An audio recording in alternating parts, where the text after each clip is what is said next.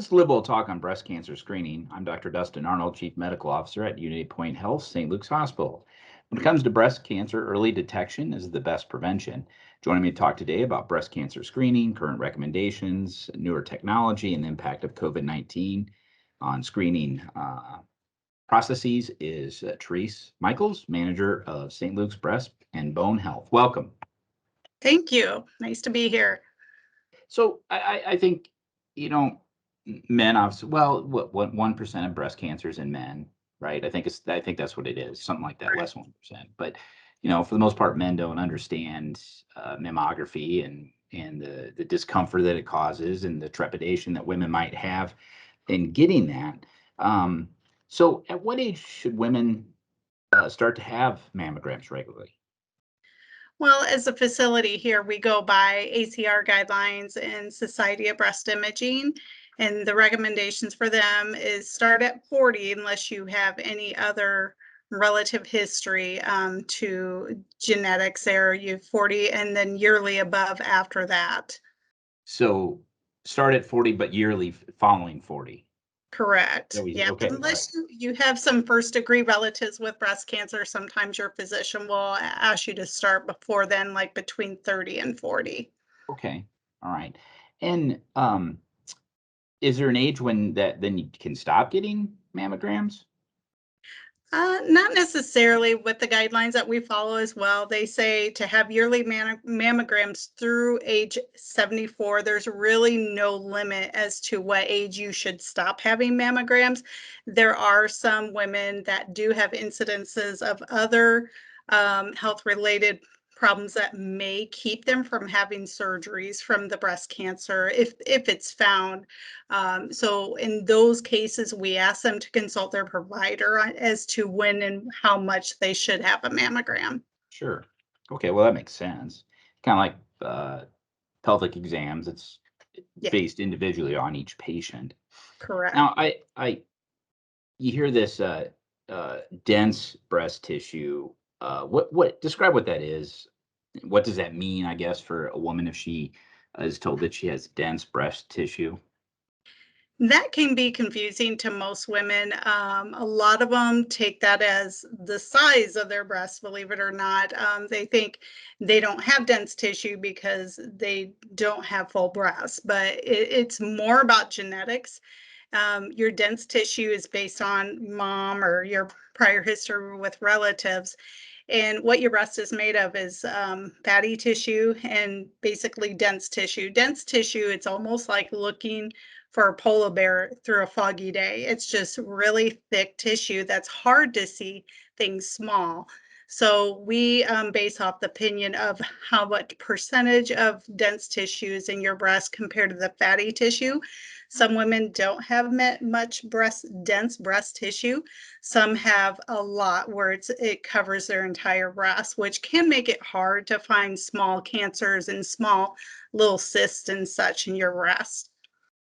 Well, I think people know what the term three-dimensional means, right? And they know what the Correct. term mammography means. But 3D mammography, what is that? And is that a option for women that have dense breast tissue, or what is the option for that? Absolutely. 3D mammography here at Breast and Bone is standard of care now. So if you're going to walk through our doors, every screening mammogram has 3D mammography with it. It Did does not know help that. breast. Did not know that. I thought it was something Yeah, kind of, but yes. that's the standard of care. Standard of care for our department, correct. That's So that's that's in we that. made that decision about a year ago because the majority, if not pretty much all insurances are covering the 3D mammography now. And it has, I think it's with cancers, it's increased the cancer detection rate by, I believe, 40% when we use Wow. 3D mammography. So we have found that just to be the basic standard of care. But with 3D, what it does is it's like taking multiple slices through your breast. So instead of just one still shot like we used to with 2D mammography, you can picture like a loaf of bread and you're cutting slices through it. That's very similar to what 3D mammography is we're just taking your breast and looking at it slice by slice. So we can cut through all that dense tissue and cut through everything else through your breast tissue. A lot more detail in those images, so we're able to detect cancer more earlier on. So when does MRI play into this? Because sometimes I hear of patients having an MRI following a mammogram. What does that mean? Actually, there's two types of breast MRI now. There's Okay. abbreviated, which or fast breast MRI, or a full breast MRI, which is what we've done in the past years prior. Abbreviated or fast MRI has just come into play in the last couple of years here in this region. Both are considered more detailed tests. The abbreviated fast MRI can be used for patients that have dense breast tissue. It's more of a 10-15 minute exam compared to the full breast MRI. The problem with that is that it's not covered by insurance, so it is an out-of-pocket expense, but it is a very detailed test. We also have automated breast ultrasound on the side of that with dense breast tissue here in our office too. That's sent through insurance and is usually covered by most insurances. It, So the full breast MRI is for people that have high genetic risk. You have like first degree relative and you have dense breast tissue. That's when that's more used for breast MRI. are there women that like so I'm a woman, I had my mammogram at 45 and I had dense breast tissue. Does that ever go away or does dense breast tissue stay the whole time? Yeah, it can eventually go down as you age. I mean, with postmenopausal, the dense tissue can Okay. relax as you age as well. So from year to year, that can change.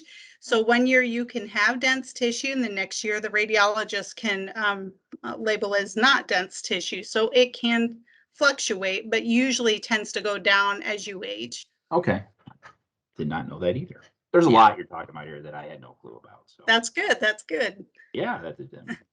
Um, now, as we've said in other podcasts, disease didn't stop because of the pandemic, and I know we did suspend outpatient radiology studies across the continuum, Right. across the organization. Um, so just kind of walk us through how the pandemic affected and is affecting breast and bone. Yes. Well, that started, I believe, mid-March of 2020. We were, by the ACR guidelines, suggested that we would shut down all screening mammography. We continued with the diagnostic portion of the mammography side of things. I would say, I believe about 97% of facilities did close down their screening operations across the US. It did in the next couple months decrease the screening mammography, I think by around 90 to 97%. So what happened when we came back on board in June, we were gradual coming back into screening mammography. Patients were afraid. They were afraid to come out, as with anything with COVID and the pandemic, they were afraid to come out of their house. And, we've seen a couple patients actually wait. I mean, I remember one in particular had a lump and she waited, I think, 6 to 8 months to come get that checked, and it was a cancer. So just keep in the back of your mind that cancer does not take a break during pandemics. It does not No, wait we for it to be over with. So it's very important to continue any type of screening that your doctor recommends. yeah, I hear it a lot. Well, why we're so busy and it's not all COVID. Why are we so busy? Well, we're trying to get. I mean, we really slowed things down for a good 6 months almost. And Correct. so you're just basically trying to get 18 months worth of work done in a year, and it Correct. stacks up. And you're right, the cancer didn't go away. the heart disease didn't go away, and I do believe that's contributing to the Yes. volumes we're seeing in the hospital at this time. Yes. Um, Now breast and bone, I'm assuming, and you can confirm that. I mean, you follow the same precautions we take at the hospital: universal masking, Right. stay home if you're sick, self isolate when you can, or socially distance, excuse me, when you can. Right. Yeah. Okay, well that's Yeah. great. We do. So, Trace, tell me how now with the electronic health record Hmm. and my chart, and we release things right away. Correct. Um, when I was in private practice, we never ordered a test on a Friday, unless it was emergency, of course, because I didn't want the patient to wait all weekend thinking about that test, right? Right. Right. So now with my chart, you have a scary procedure, a mammogram, comes Yes. back abnormal, Right. and it's in my chart before the doctor can. What do you prep patients to say? Look, this. Wait for the final read. What do you factor that into the encounter with the patient? We do. Our staff go over that at our monthly meetings. We talk about what we can tell the patient and what we can say. And most normally we'll ask if they're on the my chart, and we'll just say, if you see on your report that you are getting called back, or there's some wording in that, always call us and we'll look it up. But for the majority of mammography and results coming over to my chart, the patient's going to see it before their physician can even see it. So Yeah, they we may. I mean, you get an alert to your phone when it's resulted. When it's Yes, and it signed. it could Yeah, be 2 hours from the yeah, exam, yeah. as early Oh, as that. So we do make the patients aware of that. It's a great thing, but we ask that they reach out to us if they have it and they're receiving it and they have questions. They don't have to wait for us to call, but we also make them aware that we will be in contact with them if the need is there to call them back. that's it. That's an important topic to mention, and continues to be important. I mean, it's great. It's outstanding that patients are involved in their healthcare and they can go into my chart. They can understand what they had done. They can remind their doctor to follow. I mean, as a physician, you love it, but you also hate to have that miscommunication or someone worry when they don't Yes, have to. yes. Bone and Breast has been there 10 years. Is that right? As far as in this facility, it's been Yeah. about 7 to 8 years. We were Okay. over at the MOP building prior to that. So we've been around for a good 30 to 30 some years Yeah. as a I department. guess time goes so fast. It seems like it's been over there longer, but yeah, okay. Yes, yes. Yeah, when we have this clinic, we also have a mammogram machine at Westdale. We also have one at Marion that also has bone density there as well. So we have expanded a little bit to provide services for patients to make it more convenient for them to, just decide what location is best. Yeah, that's I know Cedar Rapids is not big, but sometimes it's a challenge for some people to drive across that. I grew up in Cedar Rapids, and like, if it wasn't on the northeast side, my parents were like, no, that's too far away. Uh, Correct, correct. Yeah, like to yeah. go to Beaver Park Zoo, we lived on the northeast side. It was like you thought I asked to go to like Paris, France, the way Yeah. the fit they would throw. Some Um, patients don't like to travel no, downtown. it's They don't like to you, drive downtown. So nope. the You stay in Marion your and the quad. Westdale Yeah, locations are awesome. you stay in your quadrant, and Yeah. everything works fine.